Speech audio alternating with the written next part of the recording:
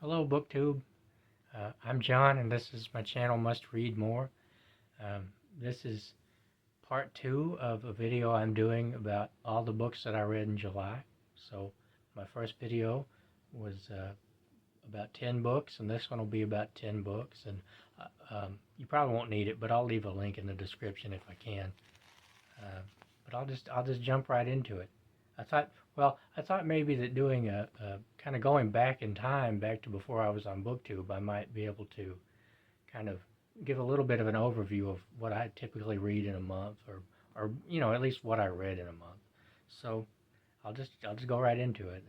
This is Brian Keene's The Rising, and this is this is a lot different from your regular. I don't read a lot of zombie books, but this one's a lot different. This one is a lot different from your typical zombie book. There's a zombie lion, there's zombie birds, there's zombies on motorcycles, zombies in cars. It's a pretty interesting concept, but they're not just zombies. They're like demons that are taking over people's bodies, and it's pretty crazy, really. And it's about a guy who he's going on this. There's the kitty. Come here, Mr. Kitty. Say hello. Oh, he doesn't want to say hello. Anyway, it's about this guy who is he's going on a journey to save his son, and of course the whole the whole world is basically zombies at this point. Zombie animals and zombie people, and on top of that there is a renegade, not Coast Guard, but oh Lord, National Guard unit who has taken over this town, and they're pretty mean. And this book has a lot of violence in it, and a lot of sexual violence in it too. So if you're kind of, if that's not, I know a lot of people are kind of, and I thought maybe that was a little overdone at times. And oh, he sneezed.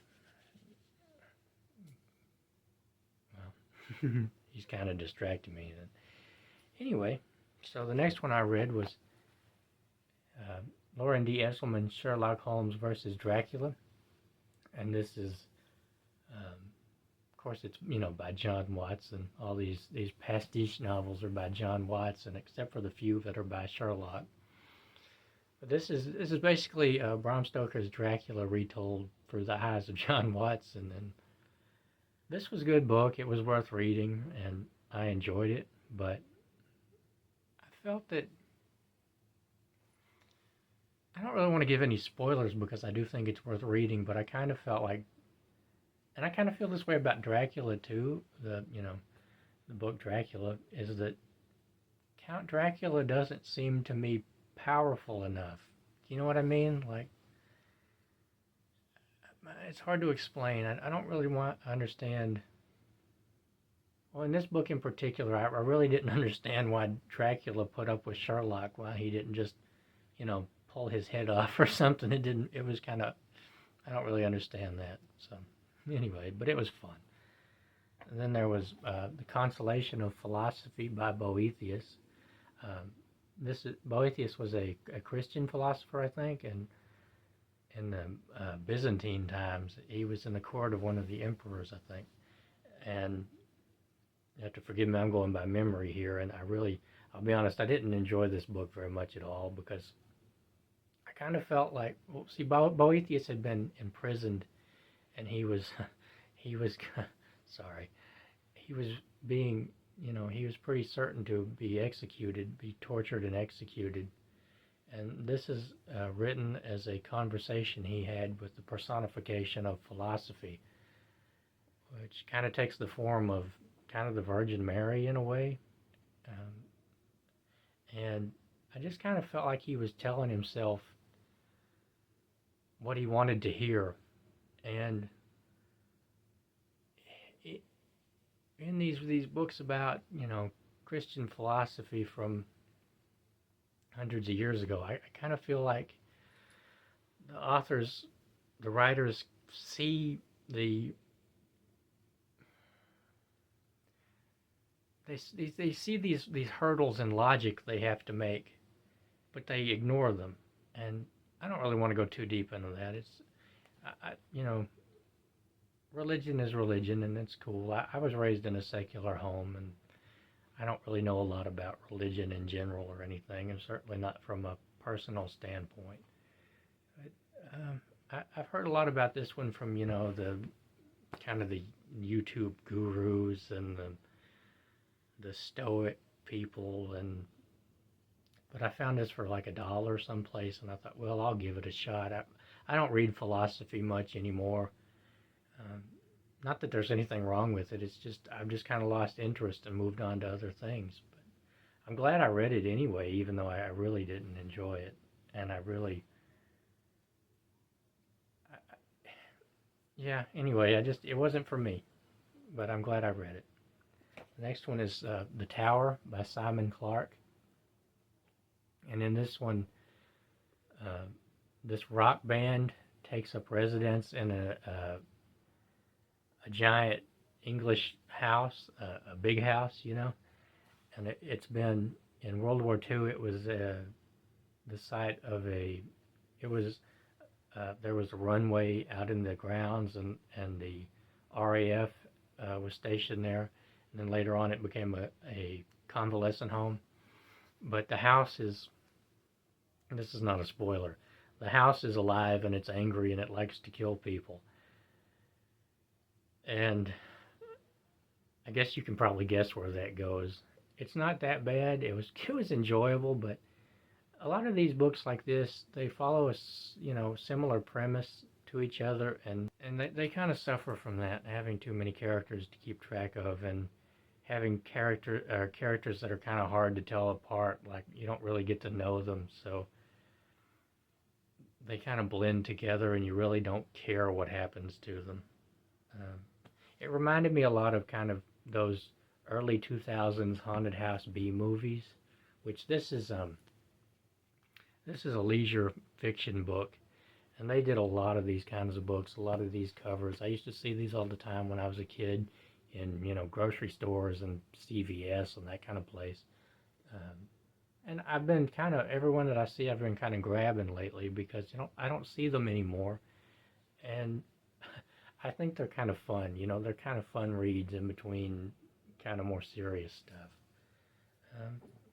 And the next one I read was I Am Legend by Richard Matheson, but I didn't read I Am Legend. I've read it before, but I had never read, there are several short stories in this, and I wanted to read those because they weren't in my other copy of I Am Legend, or at least I didn't read them when I had it. And they were really good. I was really surprised by how good Matheson's short stories were, because I recently read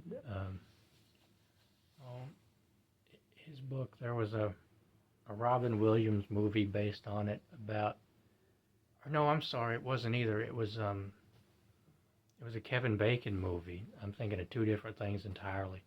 It was a Kevin Bacon movie where he moves into a house and he gets hypnotized, and he starts to see a girl in his house and that kind of thing.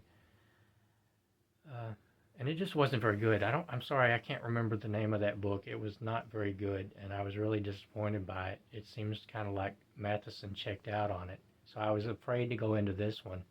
But it was pretty good. I was really surprised by how good the short stories were in this. And Matheson has been pretty hit or miss with me on his books and his short stories. I read Hell House a lot when I was younger, and I enjoyed it quite a bit. I don't know if I would now. I haven't read it in probably 10 years at least. But so, yeah.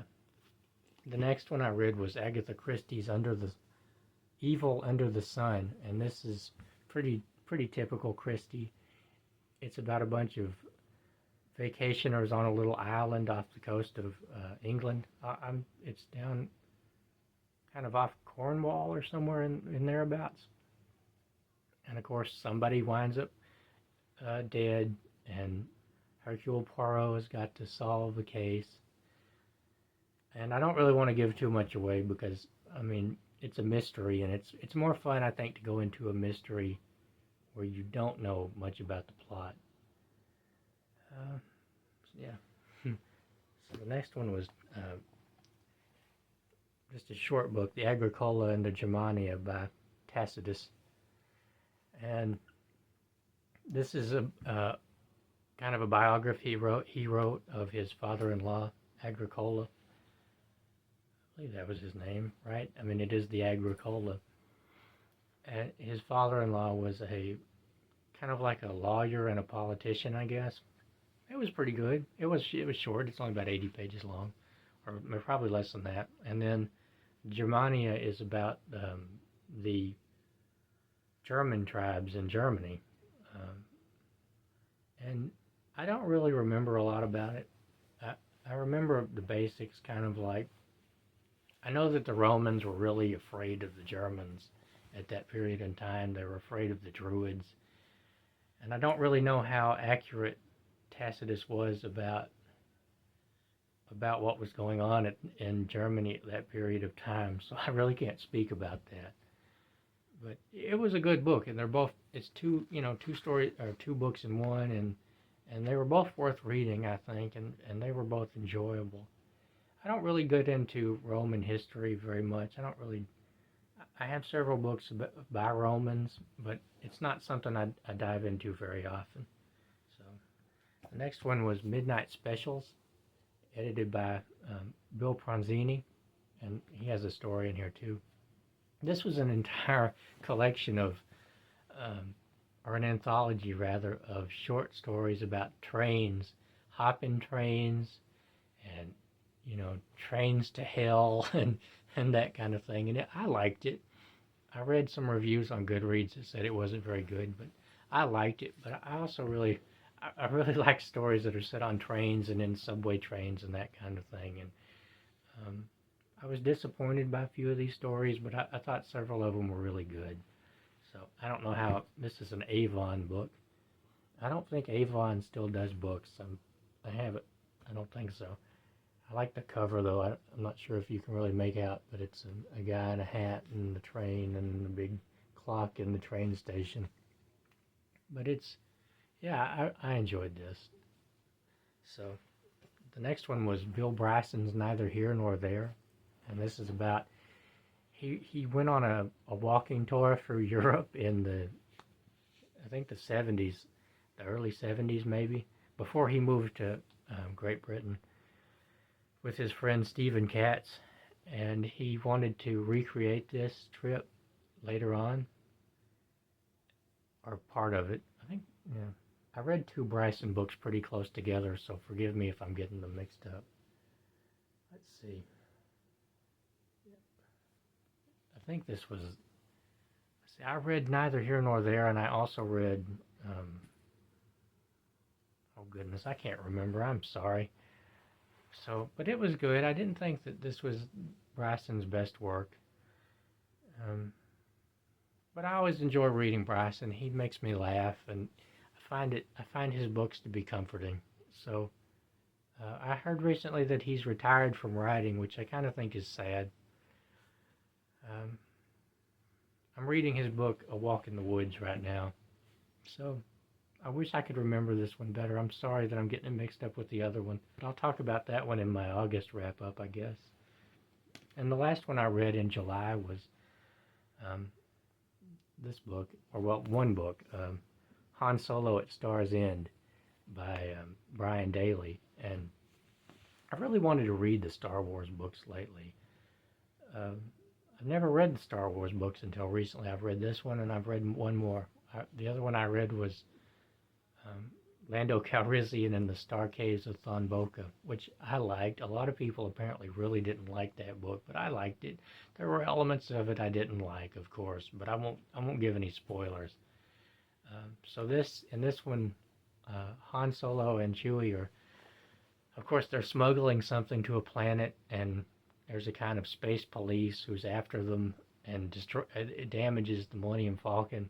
So they have to go off and find this kind of underworld mechanic to fix their illegal sensors and things on their ship. And while they're there, Han finds out that the mechanic from the mechanic's daughter, that the mechanic he's lost, and nobody can find him. And then suddenly the the Space Force kind of shows up and starts making trouble, and they have to fight them, and they go on this big adventure to get the mechanic back, and it's pretty unbelievable stuff. And there's a lot of, Han as this strong-willed, I'm not going to do what you tell me, whatever happens to you, and that's your problem kind of thing.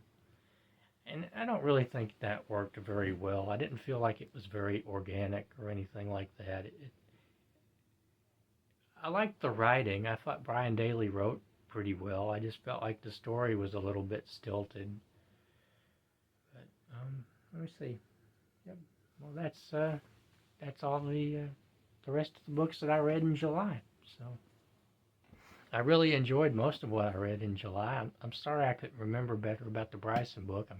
I'm trying to do these videos off the cuff, and sometimes it just, I just can't remember. But anyway, so that's what I've read in July. So thank you. I'll see you next time.